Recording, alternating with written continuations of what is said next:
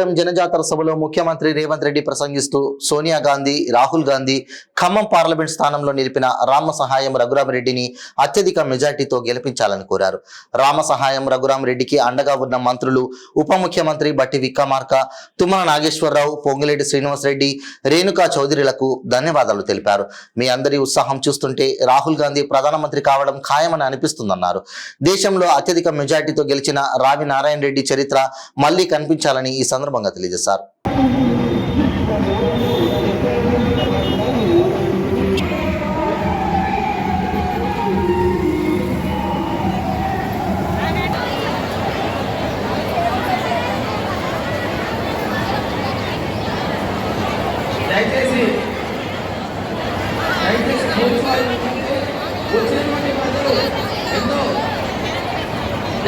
రాలేకపోతున్నారు. వెనక ఉన్నటువంటి దానిలో ముందుకు రావాలి. అప్పుడు వచ్చేవాళ్ళు వెనక ఫిలప్ అవుతారు. తొందరగా చేస్తున్నారు. గట్టిగా చప్పట్లు, అందరూ గట్టిగా చప్పట్లు కొట్టాలి. పార్టీ కూడా సపోర్ట్ చేయడం జరిగింది. ఈ రోజున కూడా తెలంగాణ రాష్ట్రంలో బీఆర్ఎస్ పార్టీని ప్రభుత్వం ఇంటికి పంపడానికి ఏ పార్టీలో తెలుగుదేశం పార్టీ కూడా సపోర్ట్ చేయడం జరుగుతూ ఉంది. కాబట్టి ఈ ఎన్నికల్లో ఈ నెల 13వ తారీఖు జరిగే ఎన్నికల్లో ఖచ్చితంగా కాంగ్రెస్ పార్టీని సపోర్ట్ చేసినట్లయితే ఇందిరమ్మ రాజ్యంలో అన్ని అవకాశాలు మనకు జరుగుతాయి. ఇవాళ ఈ ప్రాంతంలో 3 పట్టాలు, రేషన్ కార్డులు, మన పెన్షన్లు పెంచే కార్యక్రమాన్ని మన ప్రజాప్రభుత్వం కాంగ్రెస్ పార్టీ రాబోయే రోజుల్లో అభివృద్ధిని మరింత ముందుకు తీసుకెళ్ళడానికి తప్పనిసరిగా మన ప్రజాప్రభుత్వంలో ఉపయోగపడుతుందని తెలియజేసుకుంటూ ఈ నెల 13వ తారీఖు జరిగినటువంటి పార్లమెంట్ ఎన్నికల్లో మంచి వ్యక్తి, మన అభ్యర్థి రామసహాయం రఘురామరెడ్డి గారి గుర్తు హస్త గుర్తు పైన ఓటేసి భారీ మెజార్టీతో గెలిపించినట్లయితే రాహుల్ గాంధీ గారు ప్రధానమంత్రి కాబోతా ఉన్నారు.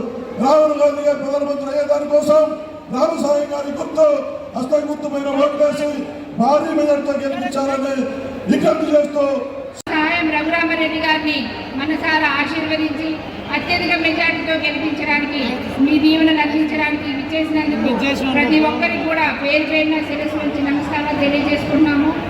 మనం తెలుసు, మరి ఎన్నికైన 4 నెలల్లోనే మనం 5 గ్యారెంటీలు అమలు చేసుకోవడం జరిగింది. అందులో భాగంగా అక్క చెల్లెలందరికీ కూడా ఆర్టీసీ బస్సులో ఊగి ఊగి ఊపెంది మళ్ళీ కిందకి పడాలి.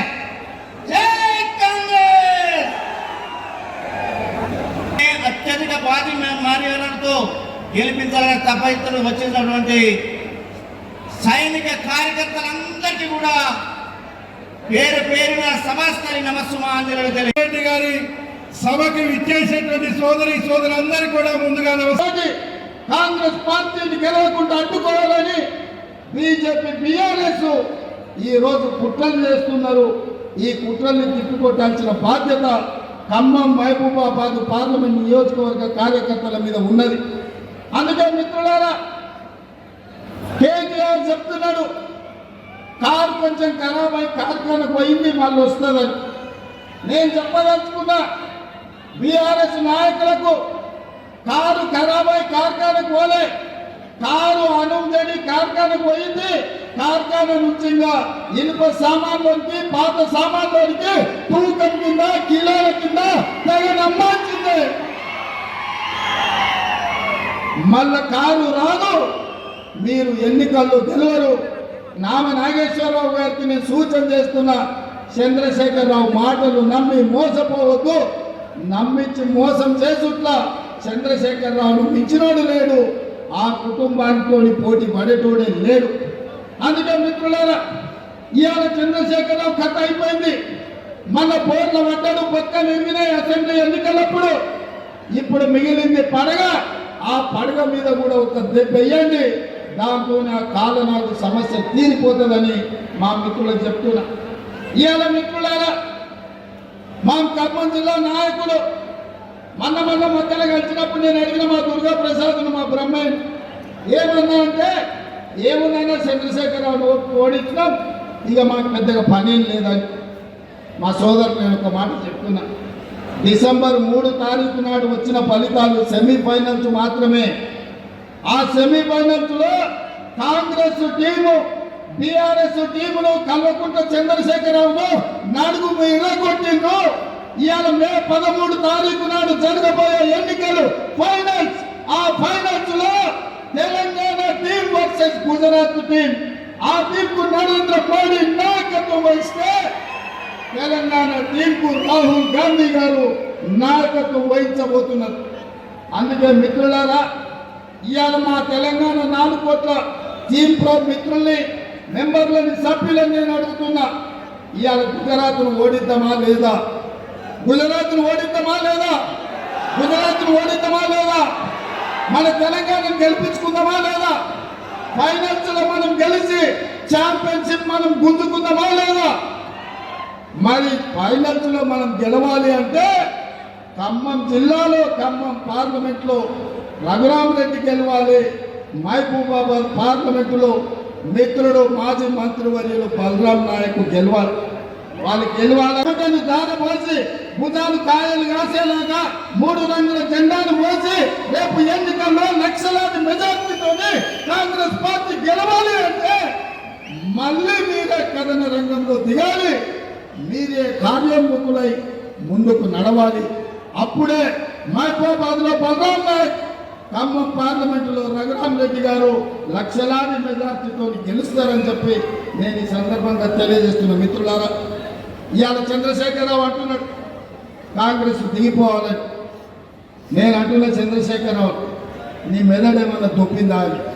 ఎందుకంటే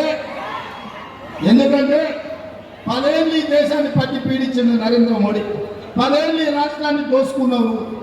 ఈ దేశాన్ని పట్టి పీడించి ఆనాడు సోనియమ్మ తెలంగాణ రాష్ట్రంతో పాటు మీ ఖమ్మం జిల్లాలో బయ్యారంలో ఉక్కు కర్మాగారం ఇచ్చింది. వరంగల్ జిల్లాలో రైల్వే కోచ్ ఫ్యాక్టరీ ఇచ్చింది. రంగారెడ్డి జిల్లాలో ఐటీఐఆర్ కారిడార్ ఇచ్చింది. ఆదిలాబాద్ జిల్లాకు గిరిజన యూనివర్సిటీ ఇచ్చింది. నల్గొండ జిల్లాకు ఐఐటి ఇచ్చింది. మెదక్ జిల్లాకు ఐఐఎం ఇచ్చింది. మహబూబ్ నగర్ జిల్లాకు పాలమూరు రంగారెడ్డి ఎత్తిపోతల ప్రాజెక్టును ఇచ్చింది. వీటన్నిటిని కూడా పడావు పెట్టి పండబెట్టి తెలంగాణకు అన్యాయం చేసింది, తెలంగాణకు ద్రోహం చేసింది భారతీయ జనతా పార్టీ. మరి అట్లాంటి భారతీయ జనతా పార్టీ ఇవాళ ఎన్నికల్లో ఓట్లు అడుగుతున్నది. ఇదే కాదు, మన పార్లమెంటు బడ్జెట్ సమావేశాల సందర్భంగా నరేంద్ర మోడీ గారు తెలంగాణను అవమానించిండు. తెలంగాణ రాష్ట్ర ఏర్పాటు ప్రక్రియ తలుపులు మూసి కాంగ్రెస్ చేసింది. సోనియమ్మ తల్లిని చంపి బిడ్డను బతికించింది, తెలంగాణ రాష్ట్రం ఇచ్చిందని. నేను బీజేపీ నాయకులను అడుగుతున్నా, మీకేమైనా సిగ్గుందా? మళ్ళీ మా తెలంగాణకు వచ్చి సీట్లు అడగడానికి, ఓట్లు అడగడానికి. తెలంగాణ ఏమి ఇవ్వకపోను ఇవాళ తెలంగాణను అవమానించుకుంటూ మాట్లాడి.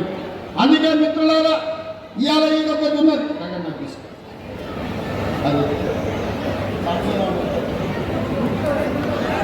అడిగితే బీజేపీ మన గాడిద గుడ్డి ఇచ్చింది. మనం రైల్వే కోచ్ ఫ్యాక్టరీ వరంగల్కి అడిగితే బీజేపీ గాడిద గుడ్డి ఇచ్చింది. మనం ఐటీఐఆర్ కారిడార్ అడిగితే ఇవాళ బీజేపీ గాడిద గుడ్డి ఇచ్చింది. ఇవాళ ట్రిపుల్ గిరిజన యూనివర్సిటీ అడిగితే తెలంగాణకు గాడిద గుడ్డి ఇచ్చింది బీజేపీ. మరి నేను అడుగుతున్న మిత్రుల